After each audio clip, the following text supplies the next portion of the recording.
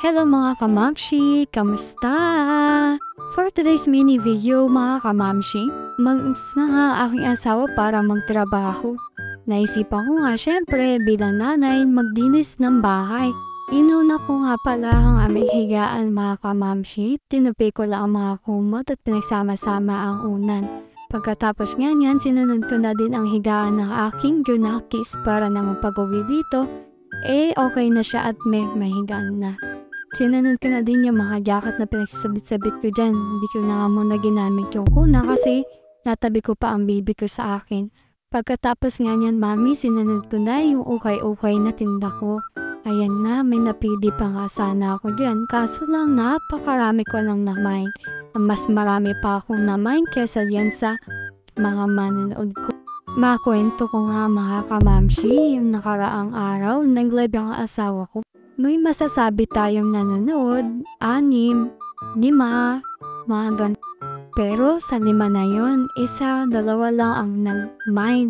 Pero pinagpapasalamat natin sa Diyos na kahit papaano ay may pumapansin sa atin. Ayan nga, pagkatapos nga itali ay binuhat ko na. Dahil nga pasaway na mami tayo, CS nga pala tayo. Makwento ko nga lang din mga kamamshi na bumuka ang aking tahi. Alam mo ba dahil sa paglalaba lang ng damit ng anak ko, bumuka yung aking tahi. Pero okay na ako ngayon kamamshi. Makwento ko din mga kamamshi na bago pa ako mabuntis, si mama na po ang naglalaba. Dahil nga po busy ako sa work, hindi ko na naasikaso yung mga labahin na.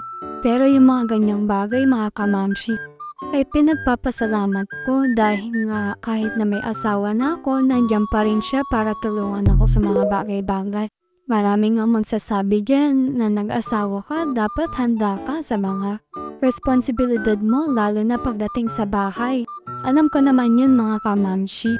Kaya nang swertihan nga lang tayo dahil may magulang ako na hindi mo kailangang utusan. Kahit nga pagsabihan mo yan na wag na ang gawain dahil kaya ko naman talaga, ay siya ang nagpupumilit na gawin. Siya ang nagpupumilit na tulungan ako. At thank you Lord dahil meron akong magulang na kagaya ni Mama at ni Papa. Pagkatapos ko ang maghugas ng pinggan, bumili muna ako ng shampoo para manigo. Nakalimutan ko pa ang gawain yun kaya lumabas pa ako. Pagkatapos ko namang maligo, nag-ayos na ako. Naglagay ako ng aqua moisturizer dyan mga mima sa bandang mata at kilay ko lang. Kasi dyan napaka-dry ng mukha ko. Hindi ko alam simula nagkaanak ako. Naging dry na yung face ko. Naglalagay nga pala ako ng eyeliner mga kamamshi. Meron naman tayong buhok sa kilay. Pero minalas tayo mga kamamshi dahil manipis. Hindi naman nga kailangan to pero ginagawa ko lang para naman hindi tayo magmukhang losyang o may sakit. Ngayon na mga kamapshi, pagkatapos niyan ginamit ko yung lip tint na i-endorse ko nga sa inyo. Binili ko to ng 80 pesos lang, 6 na piraso na. Ginamit ko siya, Alexa shade. Pagkatapos nga niyan kamamshi, nagsuklay na din ako para naman makapunta na ako sa kabila. Inayos ka na din yung mga gamit na dadalhin ko, yung mga diaper na gagamitin ni baby para naman hindi na ako uwi-uwi dito. Endorse ko na din yung tissue and yung mga baby wipes na ginamit ng baby ko since newborn siya. Hiyang-hiyang niya mga mi. Di man na siya nagka-rashes sa ganong product. So ngayon, nire-recommend ko sa inyo na baka gusto nyo, i-visit nyo lang yung TikTok shop ko para naman kahit papano may kita ako na magagamit ko pambili ng diaper ng baby ko. Ayan nga mga mi, naglalakad na ako papunta sa bahay namin dahil nga malapit lang ang bahay namin, nilakad ko na. Alangan naman sumakay pa tayo mi, yan na nga, nakita na nga eh.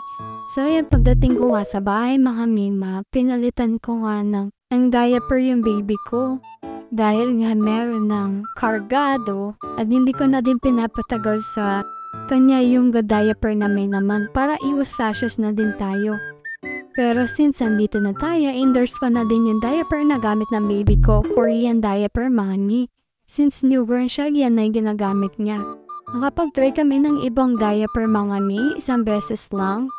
And may brand pa yung ginamit namin na nagka-rashes siya. Ngayon sinubukan namin tong Korean diaper na buy one take one, 100 pieces na siya mi. Kaya hanggang ngayon, ito na yung ginagamit niya.